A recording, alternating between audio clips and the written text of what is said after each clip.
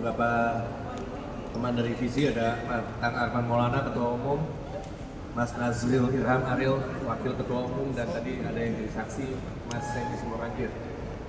Jadi pada intinya sebelum pertanyaan kepada teman-teman, tadi kita menghadirkan 2 saksi dan 2 ahli yang intinya adalah menggambarkan bahwa karena polemik ini tadi di depan persidangan Lesti dan Seni bercerita suasana menjadi sangat membingungkan, menakutkan, dan aneh gitu kan untuk para musisi gitu, para penyanyi. Dan tadi 2 ahli kami, satu ahli Akita, Dr. Irin Lauresia Andrini dari UGM, satu lagi Dr. Akbar, Fathada Akbar. Dua-duanya kira-kira menyatakan bahwa memang perlu ada perbaikan di Undang-Undang Cipta supaya keseimbangan terjadi dan ekosistem terjaga dan suasananya kembali normal, tidak lagi menjadi aneh dan menakutkan seperti sekarang. Mungkin itu pengantarnya. Kalau ada pertanyaan mungkin teman-teman bisa langsung tanya ke teman-teman saya yang ada di sini. Ya, tunggu Lesti sekalian. Aman. Lesti, langsung. Bisa jelasin soal jadi saksian? Ya, alhamdulillah tadi maaf sebelumnya karena tinggi saya SNI.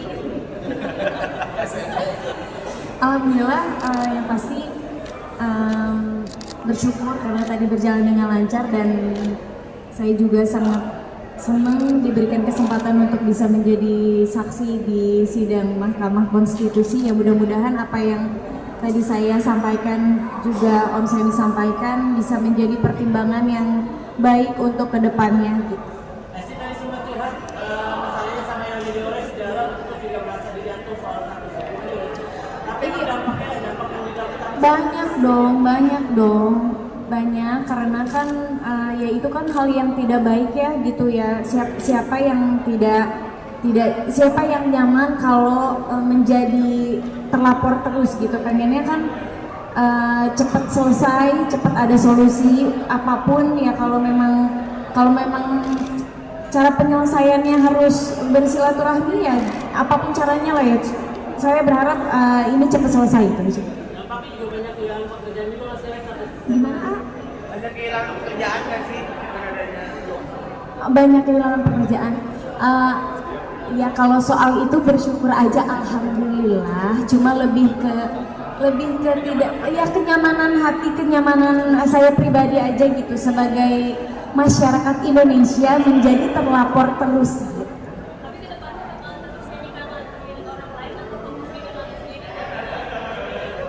Sejauh ini tadi Om Seni memberikan semangat untuk terus berkarya, jangan pernah takut untuk menjadi penyanyi, jangan pernah takut untuk bisa terus menyanyikan lagu-lagu yang top gitu. Ini sudah ada komunikasi dengan Pak Yoni Goro atau belum? Sejauh ini dari kuasa hukum saya masih ada komunikasi tapi nggak lewat saya langsung. Ya? Oke, terima kasih.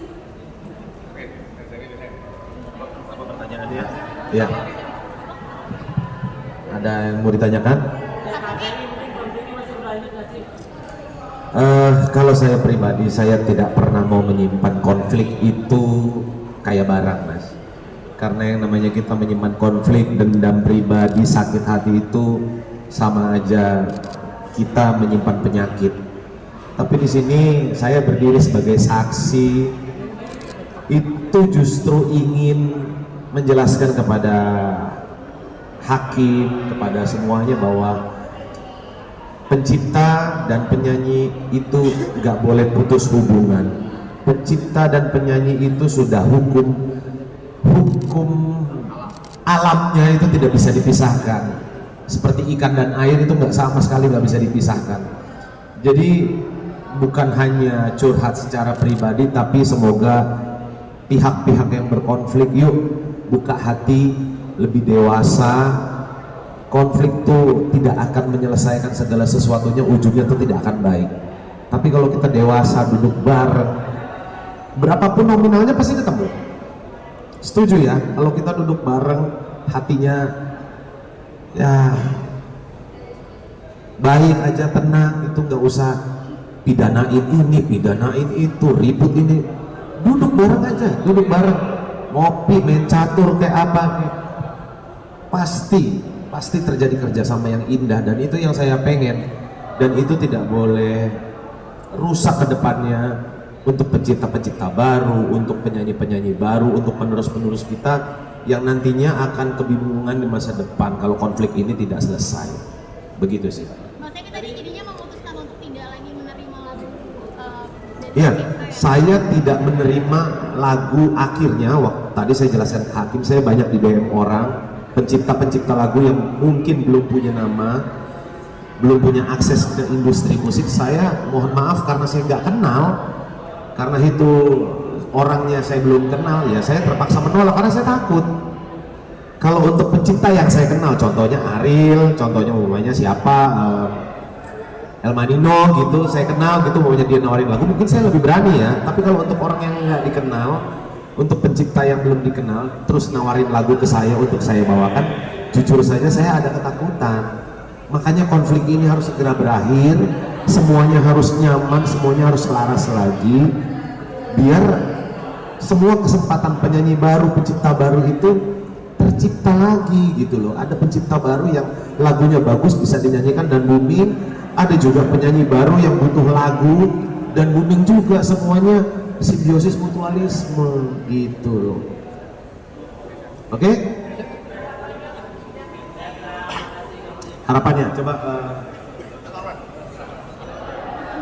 Assalamualaikum warahmatullahi wabarakatuh. harapannya Harapannya yang pasti adalah selesainya konflik ini dan juga kejelasan hukum dengan tegas karena sekarang ini terlalu banyak sesuatu yang akhirnya berinterpretasi macam-macam. Jadi harapannya betul-betul dari sidang MK ini nanti terciptalah sebuah pasal-pasal hukum yang memang jelas semua, mau penyanyi, mau pencipta, mau IO atau penyelenggara atau mau label atau apapun, semuanya jelas. Tidak ada lagi ketakutan, tidak ada lagi kekacauan, chaos ini. Karena terus terang Indonesia boleh sangat bangga sekali, industri musik Indonesia itu sangat-sangat bagus, berani bertaruh di Asia Tenggara, bahkan mungkin Asia, kalau sistemnya semuanya itu benar. Kalau sistemnya itu, Korea nggak ada apa-apanya, bener serius, Korea nggak ada apa-apanya, Jepang nggak ada apa-apanya. Tapi ya inilah yang terjadi di Indonesia, sistem itu selalu tidak jelas, selalu seperti abu-abu, gray area. Nah jadi mudah-mudahan hasil dari sekarang ini, begitu juga teman-teman kita di DPR yang sedang merevisi Undang-Undang Hak Cipta, begitu juga di pemerintahan, ada teman-teman kita juga di pemerintahan, di negara maksudnya, akhirnya memang semuanya bersinkronisasi dan menjadi sebuah keputusan dan pasal-pasal atau apapun itu yang memang jelas, dan kita akhirnya musik itu adalah harmoni. Insya Allah harmoni ini terjadi lagi. Wabillahi taufiq. Wassalamualaikum warahmatullahi wabarakatuh. Ustadz Arman, bye.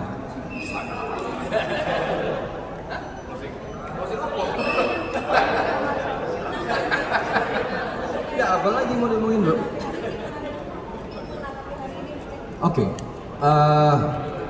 Menanggapi yang saya telat ini. Ya, saya telat datang. Tapi memang saya kan hari ini cuman istilahnya mendukung teman-teman yang menjadi saksi. Seperti Kang Rahman bilang, mudah-mudahan langkah kita ke Mahkamah Konstitusi ini membuahkan hasil. Kita cuma mengejar dua sebetulnya. Targetnya adalah mendapatkan kepastian hukum, siapa yang mesti bayar, performing rights, dan bagaimana mekanisme yang seharusnya dalam izin menyanyikan sebuah lagu, dalam konteksnya juga performing rights. Cuman dua itu. Mudah-mudahan melalui langkah ini ada kepastian bukan cuma buat kita penyanyi yang udah terkenal gitu, karena ini menyangkut semua penyanyi, termasuk anak-anak muda yang baru belajar nyanyi, mau pentas di pensi, semuanya kena. Makanya kita perjuangkan itu, kira-kira begitu. Terima kasih. Ya. Soal ketimpangan antara penyanyi dan pencipta lagu itu bagaimana? Jomplang sekali. Iya betul. Sebetulnya itu tadi ya, jadi memang ada permasalahan ketimpangan tadi, ketimpangan antara penyanyi dan pencipta, tapi mesti dicari betul apa permasalahannya. Jadi kalau masalah itu kan mesti dicari solusi yang tepat. Nah, solusi tepat itu yang kita butuhkan. Menurut saya yang terjadi belakangan ini bukan solusi yang tepat sebetulnya, karena menimbulkan masalah baru. Jadi apabila nanti masalah ini sudah selesai, yang ketentuan siapa yang harus bayar dan bagaimana mekanisme izin yang paling betulnya, langkah berikutnya adalah itu tadi, bagaimana meningkatkan kesejahteraan pencipta lagu dan terutama bagaimana menegakkan tentang masalah hak cipta itu di sini di Indonesia. Itu kira-kira. Terima kasih. Sebentar lagi ya. Thank you. Terima kasih ya.